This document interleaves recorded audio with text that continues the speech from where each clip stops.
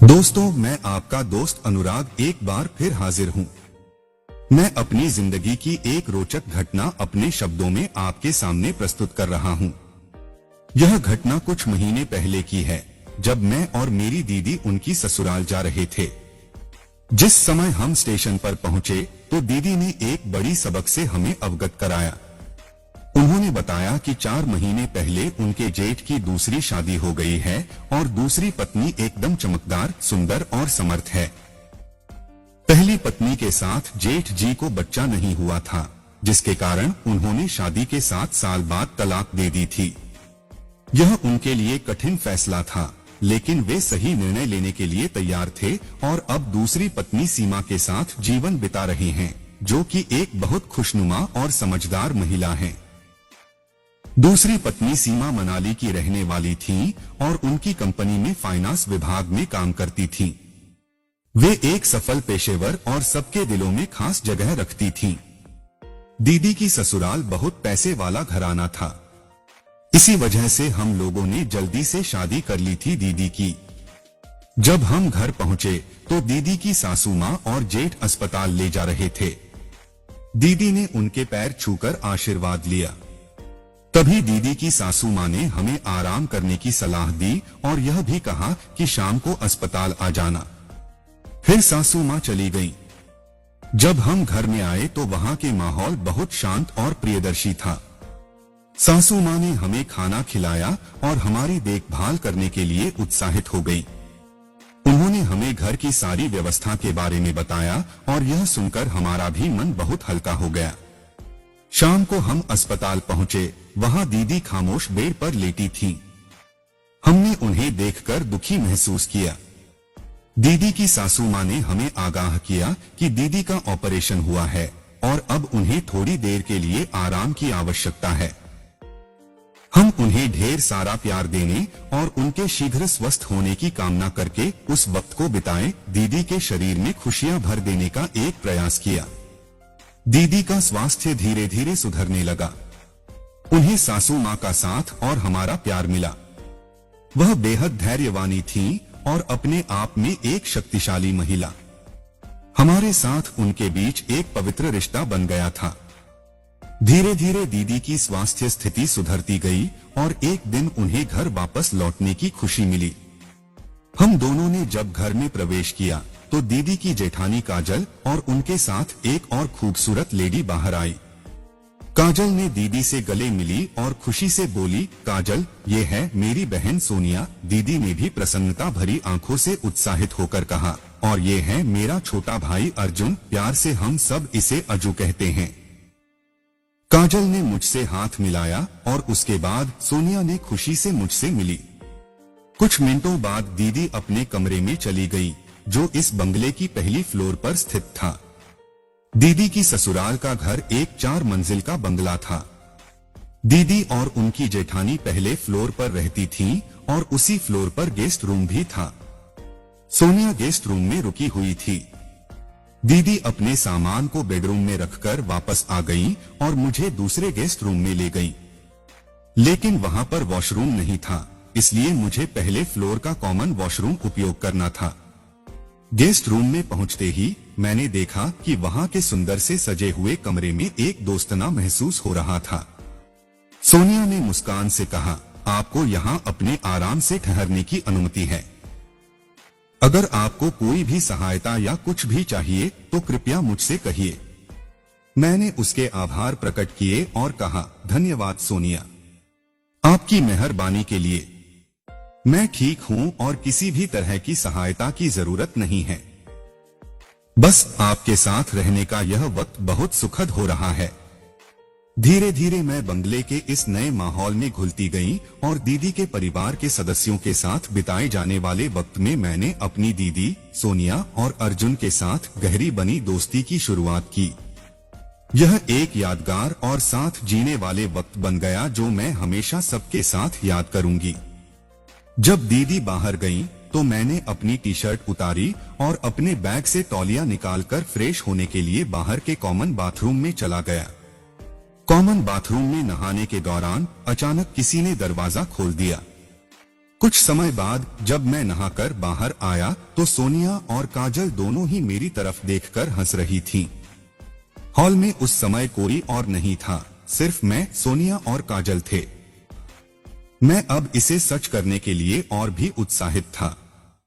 हालांकि मैं अपनी नई जिंदगी के सफलता के लिए धैर्यपूर्वक प्रतीक्षा करने को तैयार था, क्योंकि अच्छी बातें हमेशा समय लेती हैं। मैं अपने मन में सोनिया और काजल के साथ बिताने वाले समय के ख्याल से बच्चों की तरह उत्साहित हो रहा था। मैंने खुद से वादा किया कि जब समय आएगा तो मैं इस सब को अपने दिल से गले लगाकर खुशियों के पल बिताऊंगा।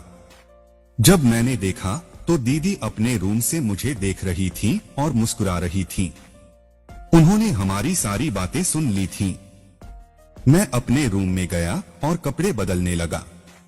कपड़े बदलने के बाद मैं हॉल में पहुंचा और वहां दीदी, सोनिया और काजल शाम का नाश्ता और चाय लेकर बैठी थीं। दीदी ने मुझे भी चाय, चकली और ड्राई फ्रूट के अलावा और भी कई सारी चीजें परोसी थीं। लेकिन मैंने सिर्फ ड्राई फ्रूट खाया और चाय पी। दीदी ने पूछा, भाई क्या खाना पसंद करेंगे? मैंने हंसते हुए जवाब दिया, दीदी ड्राई फ्रूट और चाय काफी है। आपने बहुत सारी मेहनत से इतना सारा बनाया है, इससे ज्यादा मुझे और कुछ नहीं चाहिए।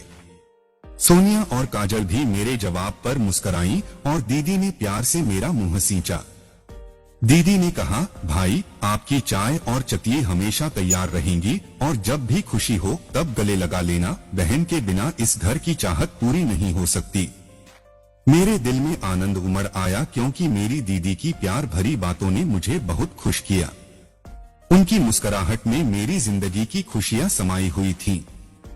यह नए घर की शुरुआत इतनी प्यार भरी थी कि मैं जानता था कि अब से मेरी जिंदगी और खुशियों से भरी होगी। बाद में दीदी ने ड्राइवर से कहा कि वह गाड़ी निकाल ले। सब पिताजी यानी कि दीदी के ससुर जी को देखने अस्पताल जाएंगे। जब हम गाड़ी के पास पहुंचे तो दीदी ड्राइवर के बाजू में आगे बैठ गई और मुझे सोनिया और काजल के बीच में बैठा दिया। दीदी लेफ्ट साइड के साइड मिरर सब कुछ देख रही थी और मुस्कुरा रही थी। उनसे नजरें मिलते ही उन्होंने मुझे इशारा किया कि संभल कर, ड्राइवर देख सकता है। काजल उस समय आंख बंद करके एंजॉय कर रही थी। कुछ समय बाद ड्राइवर ने कहा, अस्पताल आ गया। कार बेसमेंट में पार्क करूं या ओपन एरिया में? मैंने कहा, बेसमेंट में ज्यादा अच्छा है। गाड़ी से उतरते ही हम लिफ्ट के द्वारा दूसरी फ्लोर पर चले गए, जहां दीदी के ससुर जी आईसीयू में थे। उन्हें देखकर हमारा मन उदास हो गया। वे बिल्कुल बेहोश थे और उन्हें वेंटिलेटर से जुड़े हुए थे।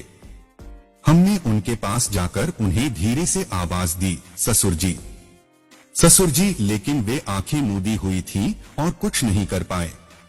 हम वहां थोड़ी देर रुके और प्रार्थनाएं की कि उन्हें शीघ्र ही स्वस्थ हो जाए।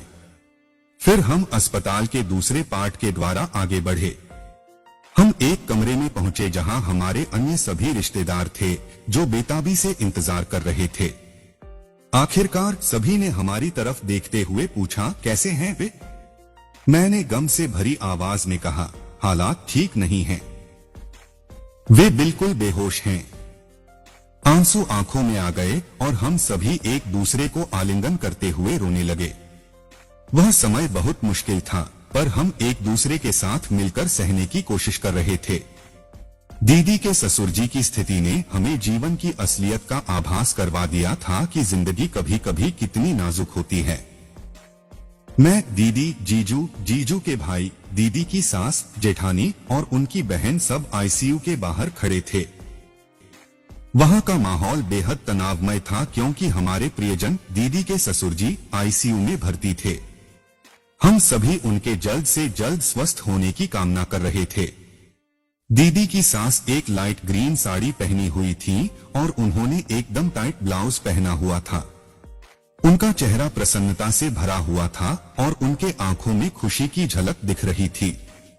वे भी इंतजार कर रही थी कि जल्द से जल्द डॉक्टर साहब के आने से पहले प्रियजन को ठीक होने की खबर सुने। कुछ समय बाद डॉक्टर साहब अपनी पूरी टीम के साथ आईसीयू के राउंड से बाहर आए और बोले कि पेशेंट को 3 घंटे बाद प्राइवेट वार्ड में शिफ्ट कर देंगे। यह सुनकर हम सभी बहुत खुश हो गए और दीदी की सास ने आनंद से हाथ जोड़कर डॉक्टर साहब को प्रणाम किया। डॉक्टर साहब ने भी उन्हें प्रणाम किया और वहां से चले गए। हम सभी के चेहरे एकदम तनाव मुक्त हो गए। हमने एक दूसरे को आलिंगन किया और प्रसन्नता से हंसने लगे। इस समय की खुशियां अनमोल थीं और हमने भगवान से प्रार्थना की कि हमारे प्रियजन जल्द से जल्द स्वस्थ हों और हम सभी फिर से खुशियों से भर जाएं। कुछ समय बाद जीजू ने कहा कि उन्हें एयरपोर्ट जाना है। उनकी बहन और जीजू मुंबई से आ रहे हैं। मेरी दीदी भी जीजू के साथ एयरपोर्ट जा रही थी। जीजू ने ड्राइवर से कहा, एसयूवी निकाल लो और कार की चाबी सोनिया भाभी को दे दो। दीदी की सास ने कहा, मैं और तेरे बड़े भाई रात में यहीं रुकेंगे और कल सुबह घर आएंगे। हम सभी बेसमेंट पार्किंग में पहुंचे तो सोनिया ने दीदी से कहा, मैं और काजल कुछ शॉपिंग के लिए मार्केट जा रहे हैं। अज्जू भी हमारे साथ मार्केट देख लेगा। दीदी ने उन्हें समझा दिया, हाँ ठीक है, इसे भी मार्केट दिखा देना। काजल भी उत्साह से बोली, हाँ ये भी हमारे साथ मार्केट घूम लेगा। जैसे ही मेरी और दीदी ने आंख मारी, हम सभी हंसने लगे। यह एक मासूम मोमेंट था जब दीदी हमारे साथ मस्ती कर रही थी और हम भी उसके मूड में आकर मजे कर रहे थे। सोनिया और काजल शॉपिंग करने चली गईं और हम अज्जू के साथ मार्केट देखने निकले। दोनों गाड़ियां मेन हाईवे पर धीमे धीमे चल रही थीं। रास्ते के किनारे देखा तो दीदी की गाड़ी जो हमारे पीछे चल रही थी लेफ्ट साइड पर अचानक टर्न कर गई और हम हाईवे पर सीधे सड़क की ओर आगे बढ़ गए। हम सोच रहे थे कि क्या हुआ, कहीं दीदी की गाड़ी में कोई समस्या तो नहीं। कुछ समय बाद सोनिया ने भी अपनी गाड़ी को धीमे धीमे रोका और उतार गई। काजल भी तुरंत ही गाड़ी से बाहर निकलकर पीछे जाकर बैठ गई। हम सभी चिंतित हो गए और सोनिया से पूछने लगे कि क्या हुआ, क्यों गाड़ी रुक गई। सोनिया बेताबी से बोली, मुझे लगता है दीदी की गाड़ी कुछ खराब हो गई होगी, इसलिए वह रुक गई हैं। मैंने भी सुरक्षित रहने के लिए अपनी गाड़ी रोक ली। काजल ने चिंता से भरी आंखों से कहा, हमारे साथ होने वाली ये गाड़ी की खराबी ठीक नहीं है, इसे ठीक कराना होगा। जब दीदी की गाड़ी कुछ दूर जा चुकी थी तो सोनिया ने गाड़ी को फिर से स्टार्ट किया और धीरे धीरे लेफ्ट साइड पर मुड़ गई। हम सभी ने राहत की सांस ली क्योंकि अब हमारे साथ आने वाली समस्या का समाधान हो गया था। उस दिन की रात बाहर ठंडी हवा चल रही थी। हम तीनों दोस्त मिलकर बाहर घूमने का प्लान बना रहे थे। सोनिया, काजल और मैं, हम सभी बचपन से दोस्त थे और अक्सर साथ में घूमने जाते थे। हमने साथ में 2 कारें ले ली थीं और मुख्य हाईवे पर रहने वाले एक वीरान बंगले के पास पहुंचे। उसने एक लेफ्ट टर्न लेकर कार को वहां बैक साइड दिया। बंगले के पास थोड़ा अंधेरा था और हम दोनों गाड़ियों के हेडलाइट चमक रहे थे। मैं बहुत थक चुका था क्योंकि हम लंबी ड्राइव पर थे। मेरी पीठ दर्द कर रही थी और मेरे पैरों में भी थकान महसूस हो रही थी। मैंने खुद को बैक सीट पर लेटकर आराम कर लिया। नैना भी थक चुकी थी और उसका चेहरा पसीने से भीग रहा था। सोनिया ने डैशबोर्ड से एक पेपर नैपकिन निकालकर काजल को दिया। हम सभी ने एक दूसरे को मुस्कुराते हुए देखा क्योंकि हमारे बीच की ये छोटी सी मोमेंट्स हमें खुशी देती थीं। सोनिया ने घड़ी देखी तो पता चला कि अब वक्त 10 बज चुका था। हम तीनों ने जल्दी जल्दी कपड़े पहने और घर की ओर निकल पड़े। हमारे दिल में बसी हुई यादें और मस्ती भरी बातें हमारे मन को 4 चांद लगा देती थीं। हमने अपनी यात्रा से सारी परेशानियों को भुला दिया था। आखिरी बार हमने वह वीरान बंगला देखा और खुद को वहां से हटाया। हमारी दोस्ती की इस यात्रा ने हमें एक दूसरे के साथ बिताए गए समय का मूल्य समझाया और हम एक दूसरे के साथ बने रहने का संकल्प किया। ये दिलचस्प अनुभव हमें यादें बनाने के लिए खास हो गए थे, जो हम हमेशा साथ रखेंगे। जब हम अपने घर पहुंचे तो हमें देखकर अचानक हृदयस्पर्शी स्वागत नहीं मिला। घर पर कोई नहीं था। हम सभी थोड़े उदास हो गए क्योंकि हम आशा कर रहे थे कि हमारे आने पर कोई हमें खुशी से गले लगाएगा। लेकिन फिर भी हमने एक दूसरे को मुस्कुराते हुए देखा और अपने रूम में जाकर कुछ आराम किया। फिर उनके घर की मेड ने हमें बताया कि जीजू का फोन आया था। दीदी की फ्लाइट रात 9 बजे तक पहुंचेगी और उन्हें एयरपोर्ट से दीदी की ससुराल जाना था, जो कि 60 मिनट का रास्ता था। हम तीनों ने आपस में देखा और तत्पश्चात एक दूसरे को देखकर हंस दिया। जल्दी जल्दी हम सभी अपने रूम में गए और अपने कपड़े बदल लिए। फिर हम हॉल में जमा हो गए और सोफा पर बैठ गए। सोनिया ने मेड से चाय बनाने को कहा और हम सभी ने एक दूसरे के साथ चितचोर किए।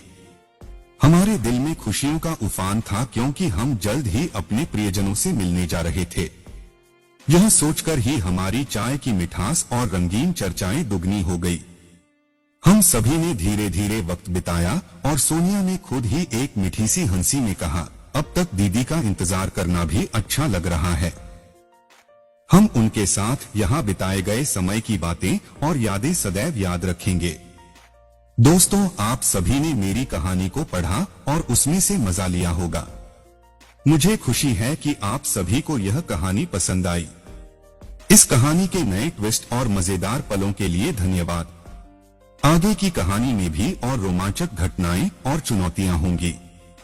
मैं पूरी कोशिश करूंगा कि आप सभी को अच्छा मनोरंजन प्रदान कर सकूं।